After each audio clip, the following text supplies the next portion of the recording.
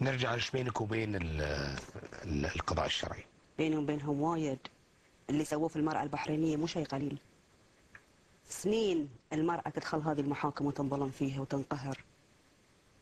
الحين احنا وصلنا الى مرحلة، خلاص وصلنا الى مرحلة طيب الانهيار. احنا عندنا مشكلة تحديد النسل، احنا ما عندنا تحديد نسل في البحرين. والشيعة يتزوجون متعة في البحرين، وينجبون اطفال بلا عدد وبلا حساب والشارع يربي. زين، شيء طبيعي اذا الاب يتزوج فلبينيه، يتزوج بحرينيه، ويتزوج واحده ثالثه من ايران، وياخذ له متعه 2 3 من هني.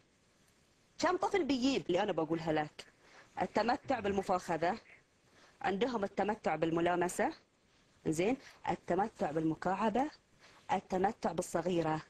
التمتع بالصغيره تعرف شنو معناتها؟ معناتها يتمتعون بالطفل اللي عمرها 2 3 سنين 4 سنين. طيب عشان ما ندخل بس في التمتع تفصيلات. بالمفاخذه خل اشرح لك شنو لا تشرحي لي هذه ضد حقوق الطفل، هذه يعتبر اعتداء جنسي على الطفله. يعني التمتع بالمفاخذه شنو ذي؟ التمتع بالرضيعه معناته ذي. زين، الرضيعه يعني كم عمرها؟ سنه، سنه ونص، اشهر.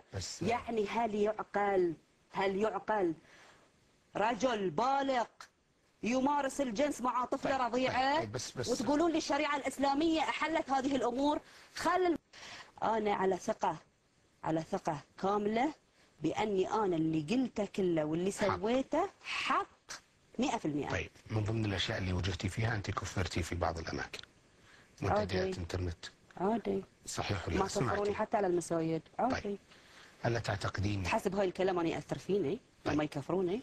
ما يهمك؟ ما يهمك، لان الله سبحانه وتعالى هو اللي يحدد انا ادخل الجنه او ادخل النار. ما تعتقدين هذول اللي كفروك ما تعتقدين انهم هذه الاساليب ضعيفه يستخدمونها؟ انهم يقولون كلمه الحق؟ انت قاعده تقولين انا اقول كلمه الحق. ومن اعطاهم الاذن انهم يكفروني؟ ومن اعطاك الاذن؟ ليش هم دخلوا في قلبي علشان يعرفون انا؟ هم يقولون انه شافوني اصلي ولا ما اصلي؟ اطروحاتك بس ولا لان ما على راسي حجاب. اذا ما تهتمين به، ما تتاثرين به. مو كلش. وش ولا يحرك فيني